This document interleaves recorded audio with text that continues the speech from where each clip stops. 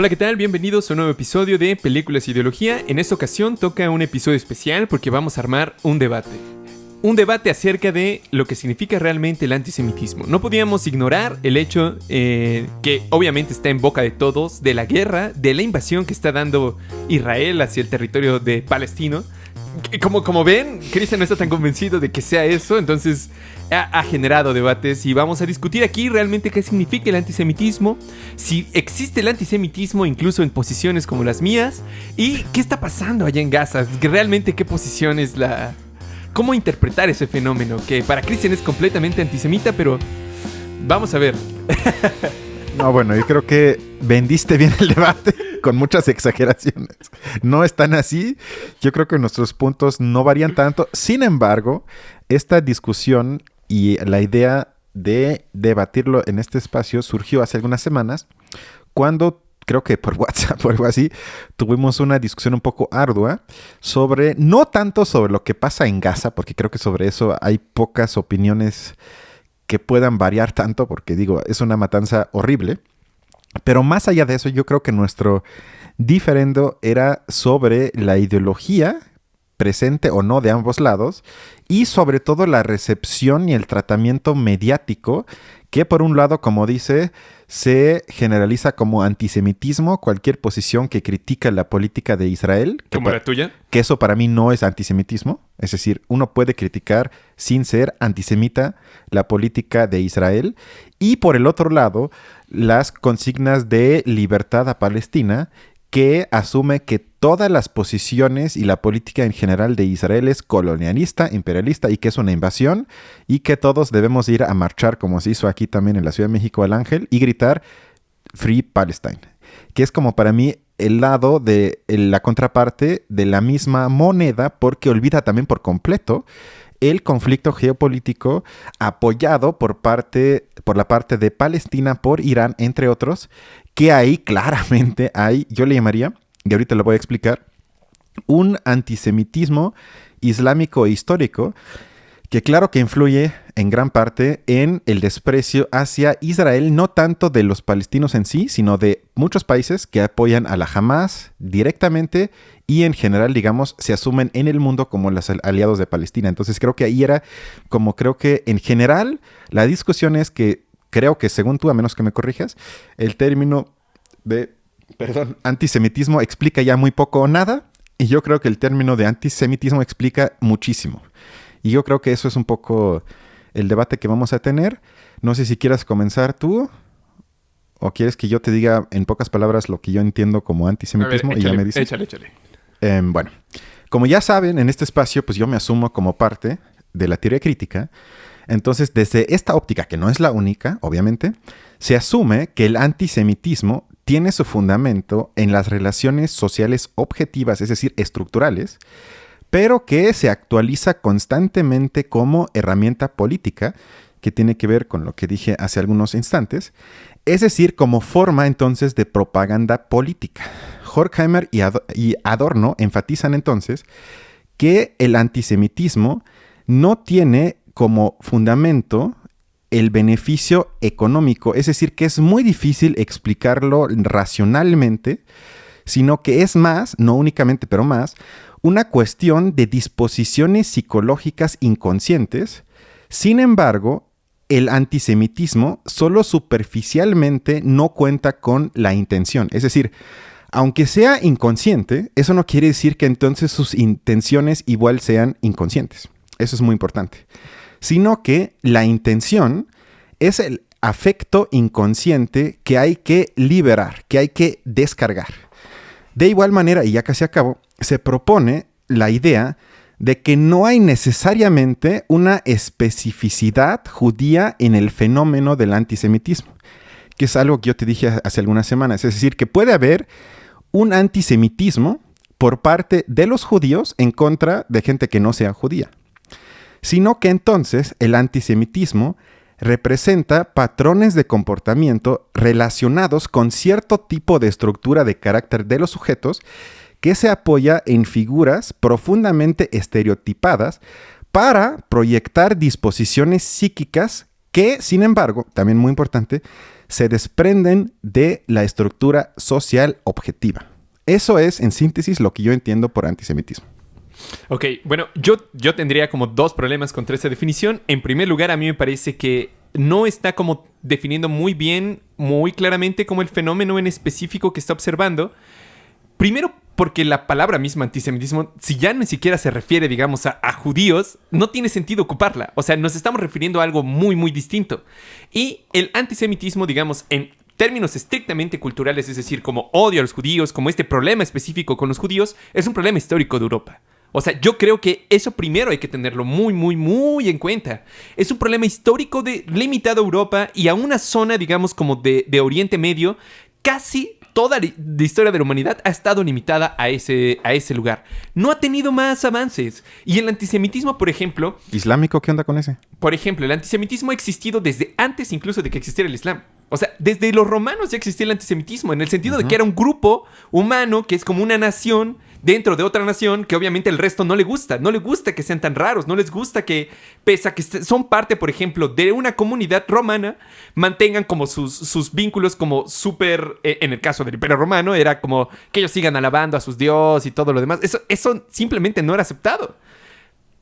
Entonces, para mí el antisemitismo tiene raíces como culturales profundamente europeas. Yo no veo como que tan fácil ese término se pueda traslapar. Lo que yo propondría en todo caso sería como tratar de investigar qué otros elementos o qué otras figuras similares se están cumpliendo en otras partes del mundo. Pero para empezar yo tendría un problema con ese término. No veo por qué... Porque ni siquiera explica nada. Y si explica es en un territorio muy, muy, muy, muy pequeño. La mayoría de las cosas que yo he visto más bien ha sido como que el antisemitismo se ha ocupado, hoy en día, digamos, específicamente contemporáneamente, se ha ocupado como una forma, como lo mencionabas al principio, de denostar o descalificar a todas las críticas que se hacen contra el gobierno de Israel.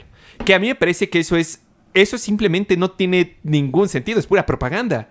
Y simplemente por decirle antisemita, pero luego, digamos, como que se hace una exageración y se dice que algunas de las posiciones en favor de Palestina son profundamente antisemitas, que para mí eso no tiene ningún sentido del mundo. Más bien yo me atrevería a decir que hoy en día hay otros grupos humanos que cumplen esta función. Yo creo que, digamos, comparto un poco en ese sentido la posición, la reflexión de qué significa ser antisemita en un país, digamos, como Alemania. Bueno, lo que menciona Adorno, la personalidad autoritaria, es que digamos, en el fondo es una reacción hostil, en parte inconsciente, como lo mencionabas, fruto de la represión y frustración social, que tiene que dirigirse a un objeto, que no es un objeto, digamos, como tan tangible, sino que es como bizarro, pero tiene que tener un apoyo histórico suficiente y aparecer con un elemento de tradición indiscutible. Dos elementos que, para empezar, no se cumplen en el resto del mundo, que no es en esa pequeña área de Europa y Oriente Medio. Esa característica no se cumple para el resto. Y, sin embargo, digamos, tiene que estar definido en estereotipos rígidos y bien conocidos. Eso sí se puede cumplir, pero la otra característica en lo absoluto no. Podríamos preguntarnos si hay otros grupos que cumplen esa característica. Mi hipótesis es que son los grupos migrantes.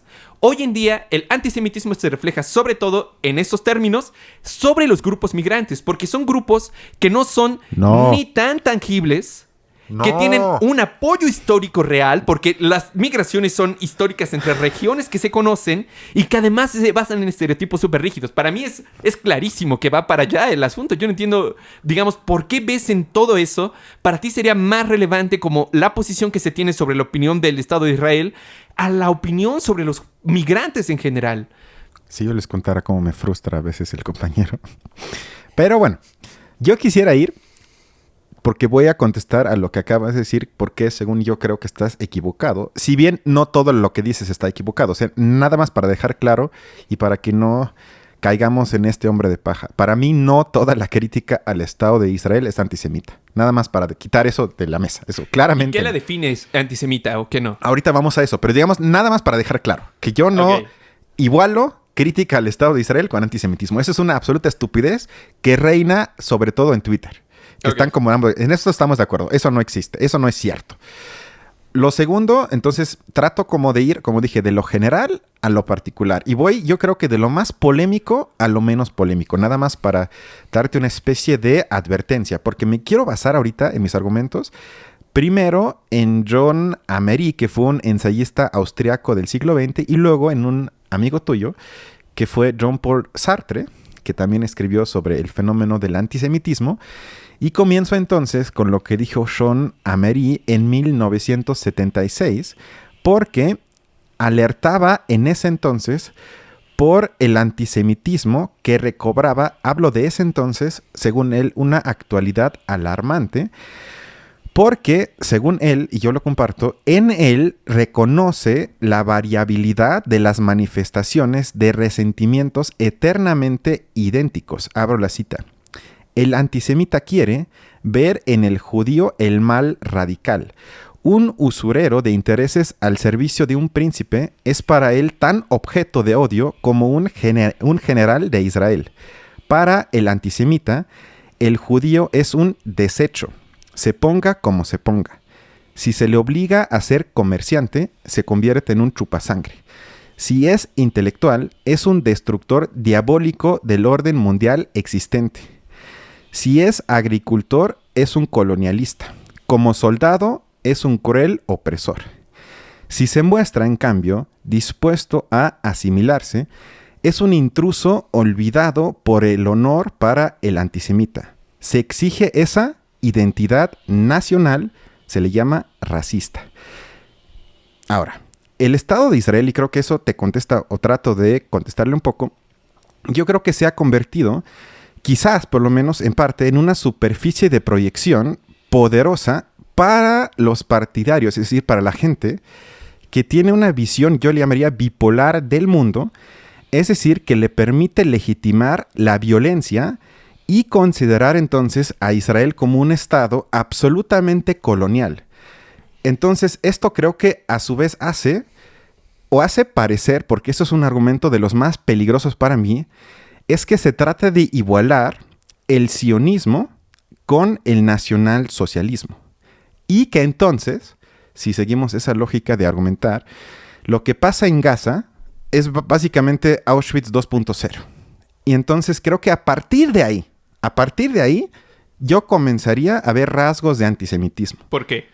Porque eso sería absolutamente relativizar un hecho histórico sui generis en muchos niveles. Si quieres, el primero nada más, que lo que hicieron los nazis con los campos de concentración fue la primera vez, quizás hoy en día ya no la única, pero te diría que quizás sí la única, que se usó el avance industrial de ese entonces ya para exterminar sin beneficio alguno para los nazis, más allá de cumplir con su fantasía de que el mal en el mundo son los judíos, es decir, que hasta invierten costos, muchos millones, para exterminar, entre otros, porque no fueron nada más los judíos, a una etnia de la faz de la tierra. Usaron entonces, como dije, la maximización en el avance industrial para usar las técnicas más eficaces de ese entonces para cumplir con esa fantasía. No vas a encontrar, por lo menos yo lo veo así, ningún ejemplo histórico que cumple con esas características. Es decir, ahí vemos claramente cómo la ideología se impone sobre todo lo demás. Y ni siquiera se puede hablar de matices de que estoy defendiendo algo, de que trato de conquistar un espacio para tener más recursos, etc. Como lo podemos ver en casi todas las demás lógicas de los imperios. Que uno puede decir, si olvido todo lo demás que no debo, encuentro cierta lógica racionalmente justificado, por lo menos en lo económico, los recursos y todo esto.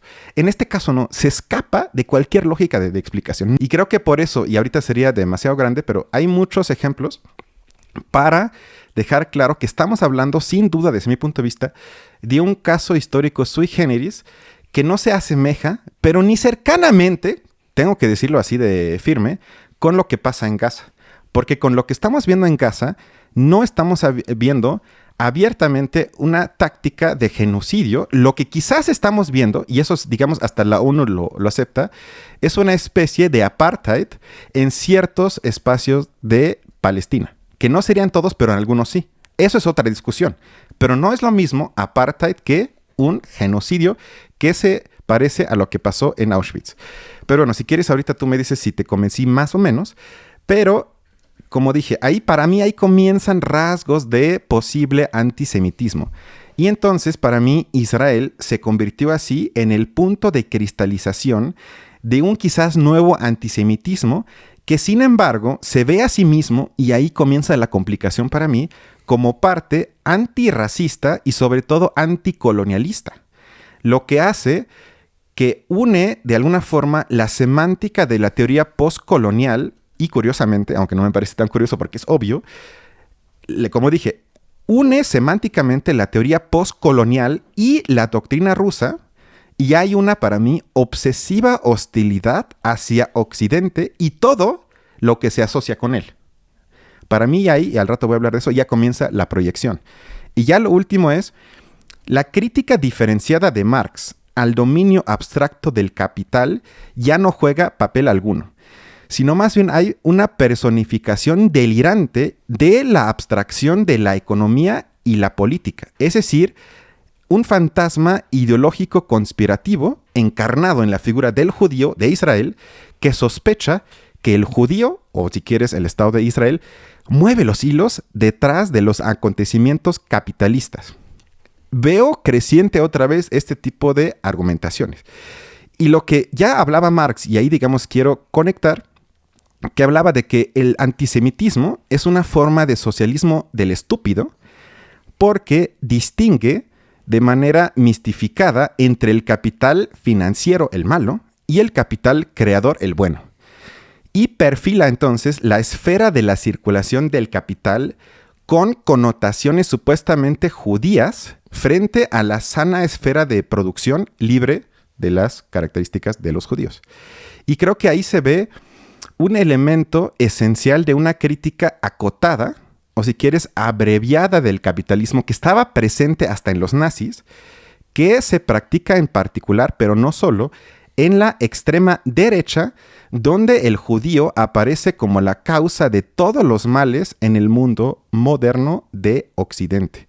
Y que este mundo se percibe como una imposición contra la cual yo me tengo que rebelar, es decir, mi rebelión contra el Estado de Israel es, en el fondo, y ahí está para mí lo antisemita, una rebelión contra el mundo moderno de Occidente. Eso para ti sería, digamos, el antisemita. A grandes rasgos. No, bueno, más bien ahí, digamos, estoy, o sea, como te dije, voy de lo general a lo particular. Hubo algunos rasgos que ya rayan en lo antisemita para mí. Bueno, partiendo de tu definición, Ajá. en esta de, tú lo dijiste, es Auschwitz utilizó avance industrial para exterminar, Ajá. sin beneficio objetivo, a una etnia de la faz de la Tierra. Es, digamos, como que la definición de lo que ocurrió en Auschwitz. Yo podría argumentar que es más o menos lo que ocurre en Gaza, porque, digamos, en realidad lo que se está ocupando es también un tipo de avance industrial. Es decir, Israel tiene una de las formas de ejército más avanzadas del mundo, justamente porque ha invertido muchísimo dinero en inteligencia, en armamento, etc. Es decir, mucho avance industrial para exterminar a una población, o por lo menos desplazarla, que no esté allí ya más en el territorio. En eso estamos de acuerdo, ¿no? ¿Por qué? A ver, siguiendo tu lógica, vamos a suponer que la razón de Estado de Israel es exterminar a los palestinos. No la razón ni el único motivo, sino que el Estado de Israel lo que está haciendo es, primero cataloga una etnia. Estamos de acuerdo que por lo menos Israel sí diferencia entre ciudadano de primera y ciudadanos de segunda musulmán. Eso es real y ha sido, digamos, documentado. Eso sería entonces la definición de una parte. En eso estamos de acuerdo. Sí, pero luego, digamos, el punto de diferencia sería en el momento en el que ese Estado ocupa parte del aparato racionalmente construido para ejecutar un plan racional de eliminación de esa etnia. Lo que cumpliría, en todo caso, con ser algo similar a Auschwitz sería que Israel se pusiera a pensar, a ver, ¿cuál sería la técnica más eficaz y rápida de matar a todos los palestinos? Y eso no tiene nada que ver con lo que están haciendo. O sea, pero forzosamente tiene que, digamos, como que tiene que ser matarlo, no acabarlo con de este lugar, que se vayan de este territorio. Para que sea como Auschwitz, ese es el punto. O sea, a ver, otra vez, vamos a asumir que de veras son sionistas que quieren acabar con los palestinos. Sé que tú no dices eso, pero vamos a asumir, porque sí hay mucha gente que argumenta así, ok. Entonces, ¿por qué no? Simplemente invaden, que tendrían las armas, pero de sobra, para invadir y matar, yo creo que a balazos. Pues es lo que están haciendo. No, pero espera, pero lanzan bombas. Y invaden. Lanzan, no, pero a ver. Yo hablo de invadir como le hizo Estados Unidos en Vietnam, por ejemplo. O sea, con soldados, literal. Y que simplemente expulsan o matan. Que yo diría... Pero es lo que hicieron. No, a ver. A ver, si eso fuese cierto, ¿por qué sigue habiendo una guerra? No, a ver.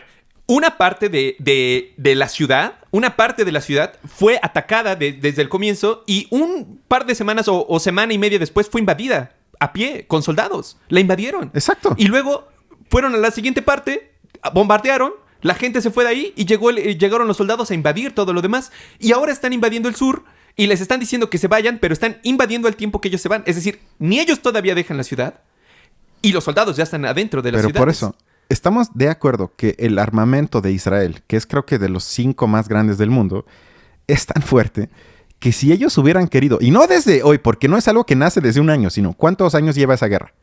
Mínimo 60 años, 70 años, algunos dirían hasta más, pero por lo menos desde el 48.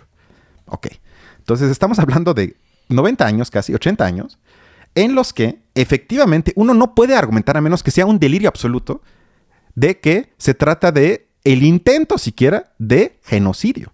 Porque entonces ya lo hubieran hecho, lo hubieran logrado. Pero fácilmente lo hubieran logrado ya, desde muchos años.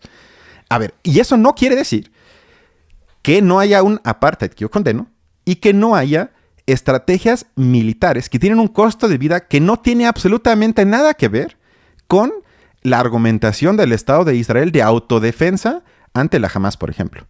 Pero eso ya es otra cosa. Ahí ya estamos hablando de un conflicto, si quieres, entre fuerzas no similares, porque tenemos a los incluso a Hamas, que sería, digamos, mucho más abajo del poderío de Israel, pero sin embargo estamos hablando de un conflicto con fases históricas, porque tampoco es que siempre haya sido el gobierno de Israel que tienen actual, que es muy de derecha y que sí es muy, muy bélico, sino hemos tenido fases históricos en los que se ha llegado a acuerdos, que nos pueden gustar o no, sería otro debate, pero no estamos hablando de una estrategia de genocidio que se puede comparar con, otra vez, la razón ideológica de los nazis era decir que el mal en el mundo son los judíos. Si los matamos, vamos a estar otra vez en la comunidad en la que todos estamos felices.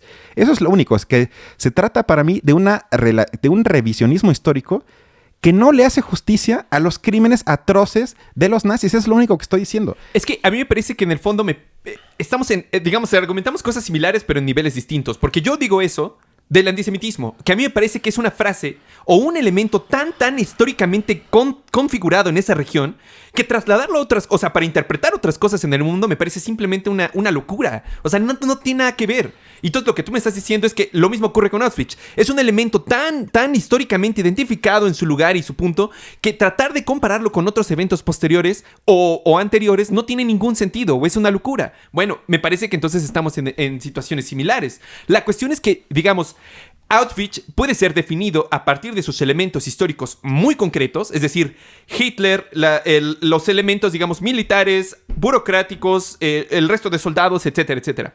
Y al final, la caracterización más relevante de Auschwitz es que la razón se ocupó para exterminar a una población humana de la faz de la Tierra, que prácticamente ese fue como el punto, que la razón se ocupó para esa situación. Bueno, lo que estamos viendo es que la razón instrumental se ocupa, por lo menos, y eso, digamos, no lo puedes negar, para expulsar. Para expulsar o matar a una buena parte de la población. Pero que no es lo mismo, o sea, es lo único que estoy diciendo, que eso no se puede comparar. ¿Es condenable? Claro que sí es condenable, y yo no lo apoyaría, pero por Dios, no es lo mismo un genocidio, además persiguiendo a la gente en todos los países europeos, encarcelándolos, mandándolos en trenes a campos de muerte, que, entre comillas, insisto, entre comillas, la persecución en todo el territorio, tratar de expulsar a personas de un lugar. Perdón, pero fíjate, una de las cosas que se planteaban en una de las reuniones militares de Israel hace no muchos años era la siguiente: ¿qué vamos a hacer con los musulmanes en Israel? ¿Por qué? Porque lo que está pasando es que las parejas israelíes, por ejemplo, de ciudadanos israelíes, tienen aproximadamente 2 hijos, un hijo o 2 hijos en promedio, y no tienen más. En cambio, las familias musulmanas normalmente tienen como de 3 a 5 hijos.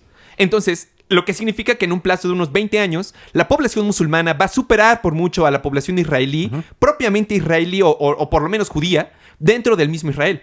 Bueno, para eso es un problema para los militares. Para la clase política militar de ese país es un problema. ¿Por qué es un problema? Pues porque hay una división muy clara étnica. Porque ellos no los consideran, o sea, ni siquiera los consideran como personas iguales a ellos. No les quieren tener, o sea, Israel se está configurando como un estado étnico en el que la religión parece ¿Hablas tener... de Rusia o de Israel? Estoy confundido. Bueno, no estoy seguro de que en Rusia se hayan prohibido la otra Cuando religiones. hablan de los ucranianos, me recuerdo... Perdón, estaba confundido, perdón. Bueno, yo no creo que... O sea, la cuestión es que con los ucranianos no hay una diferencia étnica real. Según Putin, sí. No, porque de hecho él dice que Ucrania fue creada por los rusos. Es decir, en principio Pues más por bien eso. es... Exacto, pues por eso eso. no es una diferencia étnica. Más bien lo que admite es que hay una unión étnica en el fondo. En contra de los que no son parte de ese espacio. Es la misma argumentación. Que bueno, los que son Que excluidos él en quiere principio salvar. son los nazis. De acuerdo a su narrativa. Pues sí, pero de entonces acuerdo. no son étnicos, no son enemigos étnicos, son enemigos Los políticos. enemigos étnicos son los ucranianos que, digamos, se están acercando a Occidente, valores... Pero bueno, ese es otro debate. Lo único que es que yo quisiera que esa rigidez, que esa crítica que haces, yo la comparto. Argumentar a ese nivel es fascista. Sin ninguna duda eso es fascista. Pero nada más te pediría que hagas lo mismo en otros contextos históricos. Pero si me das chance para introducir lo que dijo tu amigo Sartre sobre... Perdón, iba a decir tu antisemitismo pasional, que eso era polémica. No, eso no es cierto. Sin embargo, él escribe en los 70s... No, perdón. En los 40s ya, 46 me parece, sobre su texto se llama Retrato del antisemita. Y digamos, yo creo que en particular eso hoy en día tiene quizás resonancia porque él se enfocaba en referenciar lo que para él era el punto central, que era el contenido emocional del antisemitismo. Porque, digamos, antes de eso había un fuerte enfoque en las investigaciones sobre el prejuicio puramente cognitivo. Pero, según Sartre, el antisemitismo no es ni una opinión que pueda, digamos, discutirse legítimamente, ni una versión del mundo basada en juicios falsos, sino que también y sobre todo, así le llama él, una pasión. Y él escribe entonces que el carácter pasional es incluso decisivo para el atractivo que el antisemitismo tiene para los sujetos, así como para la distorsión cognitiva con la que los antisemitas, según Sartre, perciben el mundo. Es decir, hay una referencia a la importancia de la ganancia afectiva que el antisemitismo promete a sus partidarios, que además puede ser acompañada con un giro radical hacia sus vidas interiores, es decir, hacia la construcción psíquica. No son las preguntas sobre conflictos y experiencias reales con los judíos, u digamos opiniones sobre ellas, que se consideran útiles para comprender el odio hacia los judíos, sino más bien se trata de un análisis de la constitución psicológica de los antisemitas. Según Sartre, las afirmaciones concretas sobre los judíos son legitimaciones posteriores de sentimientos antisemitas independientes de las experiencias, es decir, que las disonancias cognitivas y emocionales que tendrían que surgir en la confrontación con la realidad se evitan de antemano.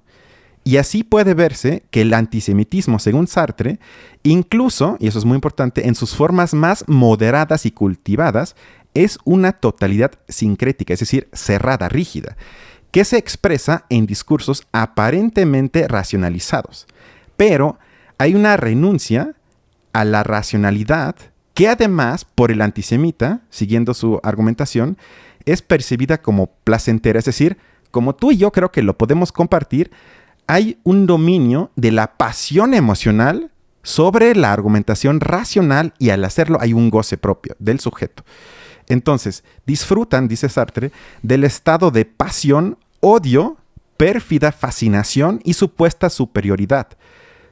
Del antisemita, única preocupación es coleccionar, y lo veo en Twitter, lo tengo que decir, es coleccionar historias que revelan la lujuria del judío, su afán de lucro, su astucia y obviamente también siempre su inconsistencia. Es decir, que hay un carácter adictivo y placentero del resentimiento antisemita. Y aquí, digamos, lo decisivo es que hay un ideal del judío imaginario que es preformado, es decir, preconstruido de manera emocional, creada obviamente por los propios antisemitas, que no tiene nada que ver con los judíos reales y que debe ser confirmada una y otra vez en la realidad precisamente por la independencia de la experiencia. Es decir, que aunque yo no en mi vida haya visto a un judío y en mi vida haya hablado, por ende, con uno, mi opinión se fortalece una y otra vez, pero más con cosas que tienen que ver con uno mismo que con mi experiencia real con o sobre los judíos. Y ya casi acabo. Entonces Sartre dice que el antisemitismo, según él, es una elección libre y una actitud global que no adopta solo hacia los judíos, sino hacia las personas en general, hacia la historia y la sociedad. De este modo, entonces, Sartre entiende el antisemitismo no solo como una relación aversiva de los no judíos hacia los judíos, sino como una actitud libremente elegida que determina toda la relación consigo mismo y con el mundo del sujeto antisemita, tanto a nivel emocional como cognitivo. Es decir, que él dice que al profesar el antisemitismo, no se adopta simplemente una opinión, sino que se elige a sí mismo como persona. Es decir, que los antisemitas eligen vivir en un estado pasional en el que las consideraciones racionales y las experiencias reales solo desempeñan un papel subordinado. La elección antisemita permite a los antisemitas imaginar un mundo definido por leyes claras, tradición, certezas percibidas, privilegios hereditarios y un rígido dualismo entre el bien y el mal. Y ya casi acabo en serio, cito, el antisemitismo aparece así como la opción de explicar acontecimientos colectivos a través de la iniciativa de unos pocos sujetos. Es decir, la voluntad judía de dominar y acabar con el mundo. Y esto además puede entonces utilizarse para explicar fenómenos sociales o quizás hasta agravios que siente uno mismo. Y entonces yo creo que precisamente porque el antisemitismo tiene tan poco que ver con intereses, experiencias o judíos reales, es tan difícil satisfacerlo o, digamos, refutarlo con argumentos. Por tanto, y eso va a ser mi siguiente punto, para acercarse a explicar el fenómeno del antisemitismo, es necesario ir más allá de las explicaciones y contra argumentos racionales, económicos y políticos y tratar de interpretarlo más bien desde un punto de vista psicoanalítico y crítico con la organización de la sociedad que tenemos en general. Como dije al inicio, que ahí está la raíz o el origen del sentimiento, o yo más bien le llamaría, de la estructura de carácter antisemita. Bueno, yo creo que... es muy buena esa definición de Sartre. Pero es que el problema para mí no es que... Vamos, yo estoy de acuerdo con esa definición. El problema es para mí que eso sea generalizable o que siquiera sea relevante todavía hoy en día. Es para mí lo importante. Y para mí no es claro a través de lo que dijo Sartre ni a través de lo que dijo Adorno. Justamente porque tiene que ser un análisis de hoy en día. Voy a retomar algo que dice Zizek, justamente hablando sobre el antisemitismo. Dice lo siguiente. Fíjate, tu héroe. Vamos a ser francos. Hasta ahora, el antisemitismo estaba más o menos limitado al mundo europeo y de Medio Oriente. Pero a partir de este momento, vamos a ver que quizás empezará a crecer en el mundo. Bueno, eso significa primero... sigue. Para mí ese es el problema. Porque lo que está diciendo es que hasta este momento significa que incluso Zizek veía el antisemitismo como un fenómeno cultural relegado a esta situación, a esta zona.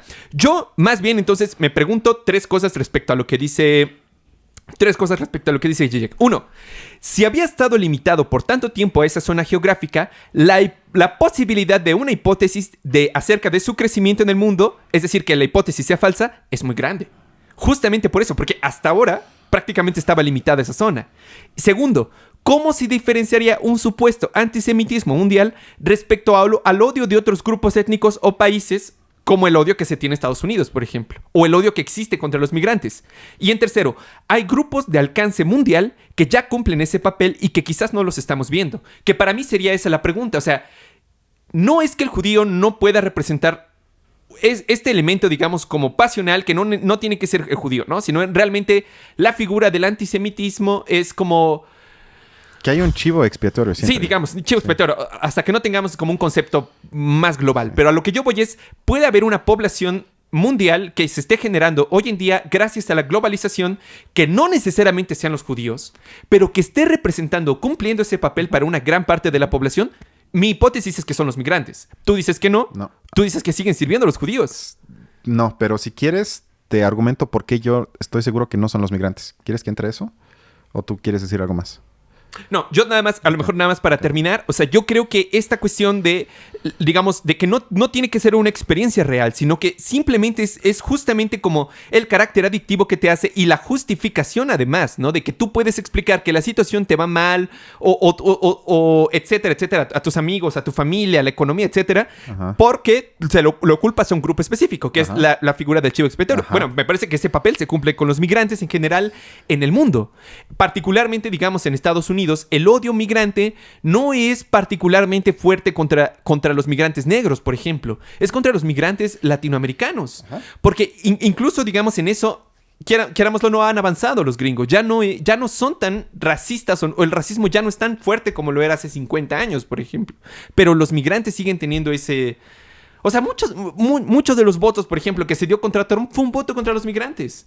Son un grupo que está sirviendo como chivo expiatorio para justificar todas esa cuestión así morbosa que tienen los gringos. O una parte del electorado gringo. Bueno, ahí ¿Por te qué? va. ¿Por qué? ¿Por qué? A ver, tiro. Ahí te va. Primero voy a hablar de algo muy importante que es la proyección en todo esto. Y luego prometo que voy a entrar precisamente en ese tema si se puede asumir como la nueva figura de los judíos que podrían ser los migrantes. Porque en parte tiene razón. O sea, todo lo que dijiste lo comparto. Lo único que no comparto es que conceptualmente puedan sustituir a la figura del judío. Ahorita voy a entrar al por qué, según yo no. El concepto de proyección. Porque, digamos, cuando hablamos de proyección en el sentido del psicoanálisis, estamos hablando de un intento de resolver conflictos o, si quieres, disonancias internas y externas. Es decir, que estamos hablando de lo que es la percepción humana. Y esto implica, obviamente, la relación entre sujeto y el objeto que estamos viendo. Y la pregunta es entonces, si hay las condiciones de posibilidad de la cognición y, digamos, si hay algo así como una realidad objetiva que estamos viendo, o si más bien se trata de un proceso que siempre está abierto y que entonces, si estaríamos hablando de un yo pensante, tendríamos que estar hablando de alguien que está siempre abierto a que sus impresiones sensoriales contribuyen activamente a ayudar a formar y cambiar las impresiones individuales que forman una unidad sintética que llamamos conocimiento sobre algo y que entonces sería el espacio de mediación entre eso y las capacidades conceptuales y las categorías de conocimiento que tenemos previamente. En otras palabras menos abstractas sería ¿qué tan abierto estoy a la experiencia que tengo como sujeto con el objeto que estoy viendo? ¿Y qué tanto lo que estoy viendo en el objeto son proyecciones que tengo ya previas a que veo el objeto? Y creo que es una pregunta muy importante. Primero, es inevitable que nosotros proyectemos cosas que ya tenemos. O sea, no hay como esa forma de no hacerlo. Pero el problema comienza cuando, digamos, se raya en lo peligroso, o yo le llamaría lo patológico, que sería la proyección antisemita, porque, digamos, es cuando llega al punto de la absoluta incapacidad de admitir la falsedad de esta percepción mediante la autorreflexión o la contraevidencia. El sujeto antisemita, si es que lo ha tenido, ha perdido la capacidad de tener en cuenta la diferencia entre el interior y el exterior y confunde lo que viene de dentro, sus conceptos, como dije, prefabricados, juicios, expectativas, impulsos, agresiones y deseos con realidades, entre comillas, objetivas. De este modo, entonces, el mundo exterior se convierte en un simple reflejo del mundo del yo exteriorizado, que está muy alejado del objeto que estoy viendo. Es decir, que es una proyección del yo, entre comillas, interior hacia mi mundo exterior. Cuanto entonces más se aleja el antisemitismo de la realidad de sus objetos, cuanto más patológico es el proceso de proyección. Es decir, menos se puede entender si se intenta explicarlo de acontecimientos, características, intereses y conflictos reales entre grupos. Es necesaria una explicación que por lo menos incluya la parte del psicoanálisis. Y ahora la segunda parte, para contestarle un poco lo de los si pueden ser los migrantes o no, yo creo que eso tiene que ver un poco con que los judíos, entre comillas, se han etiquetado como blancos y privilegiados en grandes partes de los estudios llamados postcoloniales y en la teoría crítica de la blanquitud, si es que hay algo así, en contra, desde mi punto de vista, de toda evidencia histórica. Y esto creo que se debe a cierta ceguera estructural ante el antisemitismo que ha sido parte de la izquierda incluso históricamente. O sea, uno no puede, hasta Marx en su libro sobre la cuestión judía reflexiona sobre eso. Luego uno sería un tonto si negaría el antisemitismo en la Unión Soviética. Lenin lo sufrió, Trotsky lo sufrió, entre otros. Y eso no quiere decir que yo diga que sea parte inmanente de la izquierda, pero tampoco se puede negar que históricamente hay algo ahí. Entonces, y yo creo que eso se ha eclipsado, casi no se tematiza. Y ahí va el punto. Los antisemitas definen a sus objetos de odio como débiles, los migrantes serían, pero superiores al mismo tiempo. Porque entienden a los judíos como inferiores y al mismo tiempo los ven como conspiradores mundiales secretos omnipotentes. Y eso no pasa con los migrantes, para nada. Sino ahí nada más está, los veo como débil, los veo como menos. Pero no hay al mismo tiempo esa paradoja, los veo como raza inferior, porque esa gente habla así mucho, pero al mismo tiempo omnipotentes, listos, astutos, con mucho dinero, con mucho poder. Pero, por ejemplo, ¿no te parece, digamos, que existe un sentido así detrás de la idea nos están robando los trabajos? O sea, esta idea de los mexicanos vienen acá, hacen las chambas por mucho menos dinero. Es decir, hay una potencia en ellos que no la tengo yo. Que por ser, digamos, estadounidense, que yo respeto las reglas, respeto las leyes, etcétera, etcétera, pago mis impuestos y todo.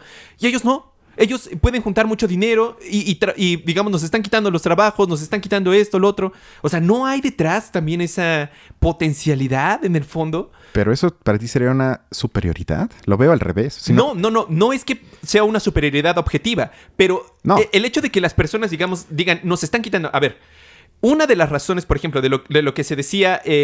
ahora no recuerdo si es Himmler o quién, que lo que mencionaba, digamos, es que hay que acabar con los judíos porque hacen que peligremos, porque son más inteligentes que nosotros. Sí. O sea, porque nos pueden quitar nuestro país, porque son mucho más listos, entonces hay que matarlos.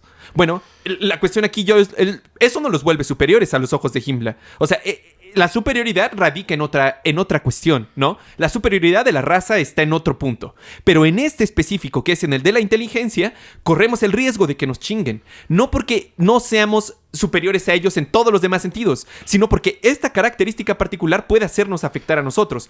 Lo que yo digo es, en el fondo está ocurriendo algo similar, porque ellos, digamos, los mexicanos tienen la potencia del trabajo. Pero entonces significa que nos están quitando los trabajos, nos están quitando la posibilidad de crecer, etcétera, etcétera.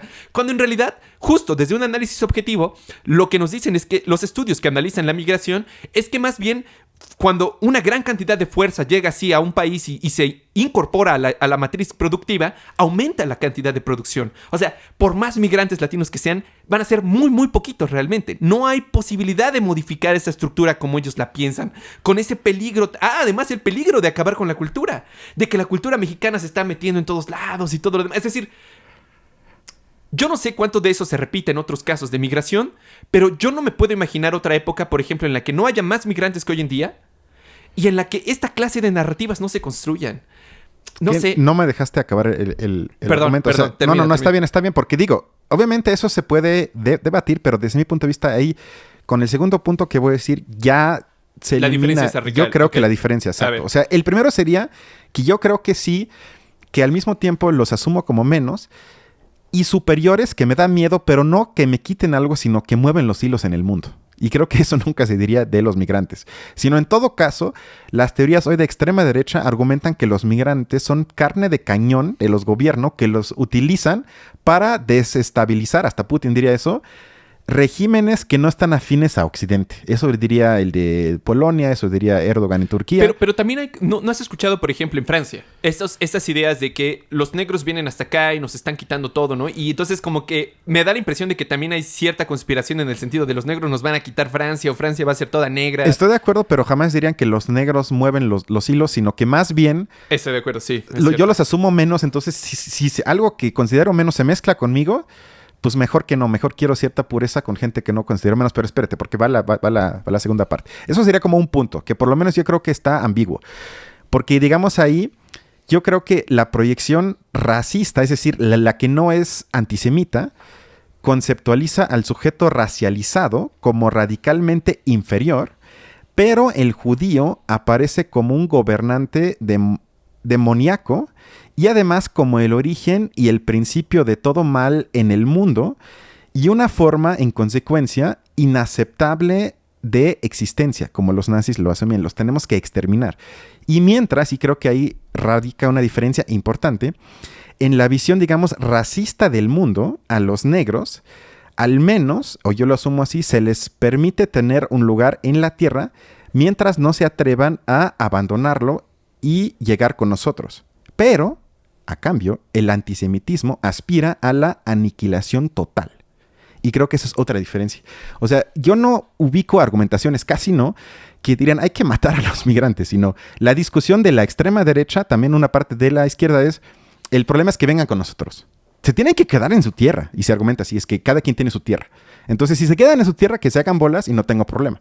Pero si vienen con nosotros, ahí comienza el problema. Y en cambio, el antisemitismo asume que el problema es su mera existencia. Pero ¿cómo, digamos, cómo contemplas eso y al mismo tiempo el gobierno de Hitler, por ejemplo, ayudando activamente a la fundación del Estado de Israel? Ah, es que eso es un punto interesante. Pero ahí está actuando de la misma manera. No está actuando como antisemita, está actuando como racista. Estoy de acuerdo, y eso es muy interesante, porque hay una evolución en el antisemitismo de los propios nazis. O sea, y eso también ya casi no se analiza históricamente, que cuando los nazis llegan al poder, gente como Reinhard Heydrich decían, ok, no los queremos aquí, pero vamos a apoyar que tengan su propio estado para que salgan de aquí y aquí tengamos una comunidad de arios, orgánicos puros, digamos. Pero luego, eso, digamos, se radicaliza y termina ya a partir, creo que la solución final, cuando la llevaron, como la mandaron a hacer, creo que 40, 41, algo así. Y ahí se ve cómo evoluciona, y eso es un caso muy interesante, porque para mí ahí queda claro que si tengo cierta estructura teórica ideológica, aunque no quiera, las consecuencias van a acabar, aunque como sujeto quizás yo no esté de un inicio convencido de ello, sino por la lógica inmanente de mi forma de argumentar de los nazis, tenía que acabar en algo así como Auschwitz, no había de otra. Pero ellos al inicio, como bien dices, estaban a favor de la construcción de un Estado de Israel. Y hasta ese entonces sería una forma, por lo menos, no de antisemitismo en el sentido como yo lo entiendo. Pero al final sí lo fue. Con, además, que creo que es otro punto, con pretensión de explicar universalmente. Y yo le llamaría que es una técnica cultural que sea probada como eficaz, que ayuda, como ya dije también, a reafirmarse frente a las contradicciones de la modernidad de Occidente, que otra vez que se percibe como una imposición. Y eso tiene que ver con que, por ejemplo, también se puede ir en contra, entonces, contra lo que los nazis llaman la Volksgemeinschaft alemana, contra la comunidad, pero también, y ahí va al siguiente punto que quiero ir, contra la UMA, que sería la comunidad de los musulmanes, que sería parte de lo que yo llamaría el antisemitismo islámico. Y al mismo tiempo, y eso más bien sería como yo creo que parte del antisemitismo más presente en México, que sería como que se asume al judío como un peligro contra una comunidad justa, amante y de alguna forma pegada a la naturaleza, y sostenible de personas del llamado sur global que se afirman contra el norte, que asocian con el militarismo, la explotación y la destrucción de nuestra Pachamama. Yo creo que hay como esas tres líneas y siempre el judío se asume como la figura que pone en peligro esto. Y otra vez, no creo que entre la figura del migrante en el antisemitismo que yo sí veo en lo que se conoce como el sur global, que se asume como la contraparte al norte global y que opera con los esquemas que dije al inicio, bloques, blanco y negro, bueno y malo. Ahí está la estructura del pensamiento antisemita. Y otra vez, el sur global, ese aspecto nunca argumentaría que el problema son migrantes o que es la mezcla de las culturas, sino es la figura del judío. Son los sionistas que tenemos que, en la lucha hasta el final, exterminar. Tengo una cita para reforzar un poco el punto que acabo de hacer, que el líder espiritual del Irán, Ali Khamenei, Dice, cito, hay una conspiración sionista para destruir la comunidad humana, que se basa, otra vez cito, en la cosificación de la mujer en el mundo occidental y en conceptos como la justicia de género. Que ese es otro punto muy interesante, que históricamente hay por lo menos una alianza, y yo diría hasta una simbiosis, entre antifeminismo y antisemitismo. Porque en casi todos los momentos históricos, y creo que también entra el actual, cuando pulula el sentimiento antisemita, se acompaña siempre con una forma muy tradicional de ver el rol de la mujer, y siempre se argumenta que hay una degeneración de los valores en Occidente. Honestamente, Putin también entra en ese tipo de argumentaciones, que los gays, que lo transexual, que esos son desviaciones por parte de una conspiración organizada por George Soros, judío, que nos quiere cambiar y acabar con nosotros. Y ahí también vemos que no vas a encontrar nunca argumentaciones feministas y antisemitas, sino que siempre hay elementos antifeministas, porque es una figura tradicional de la familia que ocupa que la mujer sea la que tiene los hijos y ocupe como el lugar en la comunidad orgánica para que se funcione como se argumenta que debe de funcionar. Pero, o sea, no, yo creo que esa relación que estás haciendo es mucho más difícil de probar todavía, porque justo como... Es que el antifeminismo en realidad es también una reacción contra el cambio cultural específico que trajo la modernidad con las del voto femenino, de los derechos de la mujer, etcétera. Se me haría difícil como establecer una correlación muy fuerte, porque uno podría argumentar que esos valores siempre han existido en la cultura musulmana, que se utilicen ahorita para, digamos, como reacción más. No sé, no estoy tan seguro de esa relación, pero respecto a lo primero me llamó la atención esto que mencionabas, sobre todo, digamos, en el sentido de que es una cosmovisión, no es solamente, digamos, como un prejuicio, estoy de acuerdo. Y lo difícil es identificar de nuevo ese punto de la cosmovisión. No sé, a mí en serio me gustaría que... Me parece que de repente se hacen referencia como... Ok, no es realmente antisemitismo, sino es otra cosa. Yo diría que habría en todo caso que pensar en otro término, pensar en algo distinto para explicar lo que estamos viendo. Y segundo, yo también, de nuevo, me invitaría a pensar o trataría de esforzarme por pensar, digamos, primero, si es válida la relación de el judío o la figura del judío fuera de este territorio. De nuevo, para mí sigue siendo como una crítica inevitable. Segundo, si se está alzando como una nueva... Porque incluso, digamos, pensando en esta división entre bien y mal que tú mencionas, en todo caso me parecería que la tríada contra Occidente se podría mencionar como similar al pensamiento antisemita, en el sentido de que también se piensa, digamos, que, por ejemplo, aquí en América Latina existe como esta idea de la conspiración de izquierda, que la izquierda, digamos, se está juntando, hay como que los gobiernos de izquierda son todos ellos, que son como medio comunistas, que vienen, o sea, esta idea se está forjando mucho aquí. Yo lo he escuchado mucho más que en relación a los judíos, por ejemplo. De acuerdo a tu definición, podría considerar antisemitismo, pero yo no sé, digamos, si ese término diga mucho en ese sentido. Pareciera más interesante y clasificarlo de otra manera, pero bueno. Y lo mismo me parece que ocurre respecto a Oriente, porque también, digamos, respecto a las ideas de Rusia y China, también hay muchísima mitificación y de nuevo es, digamos, como los chinos están ganando espacio. Por ejemplo, los chinos, hoy en día que están en todo el mundo, seguramente hay muchísimas reacciones racistas contra los chinos de una manera terrible. Sobre todo porque ya no llegan como trabajadores, como sí lo hacen los migrantes, sino que ya los chinos llegan muchas veces como inversores o como directores de proyectos, etcétera, etcétera. Pero bueno, o sea, no sé... Para mí no es tan clara esa situación. El mismo Adorno decía que el judío no cumple las características del antisemitismo. No quiere decir que los judíos tengan que acarrearse siempre el odio o que hay una necesidad histórica absoluta que los convierte más que a los demás en el objeto de la agresividad social. Simplemente basta decir con que ellos pueden realizar esta función en las psicologías de mucha gente. Bueno, yo lo que me pregunto es ¿quién realiza esta función en la psicología de mucha de otra gente que no está influenciada por esta rama cultural antisemita? Es que ese es mi siguiente punto. Eso yo lo comparto. Yo lo único que no compartía es que son los migrantes. Estoy de acuerdo. O sea, yo también diría... Pero tienes razón, o sea, en el sentido de que si se diferencia... O sea, si vamos a hacer una diferencia del antisemitismo con el racismo u otras formas de prejuicio, necesariamente tiene que caer en la idea de que es una cosmovisión y eso definitivamente no entra en los... Exacto. Y yo también comparto que por lo menos antes del 7 de octubre de este año... efectivamente se hablaba, sí, a veces de conspiraciones de algún grupo de judíos con la ideología de género, pero no era, digamos, lo que pululaba en los discursos, en las discusiones. No era la figura del judío, estoy de acuerdo. Sin embargo, el esquematismo del pensamiento antisemita, y el siguiente punto, que ya es el penúltimo que quiero hacer, que tiene que ver con la demencia casi paranoica, que sí me parece parte de ese esquema de pensar. Es decir, que siempre hay delirios de grandeza, de persecución, de que se imagina como un peligro gigantesco.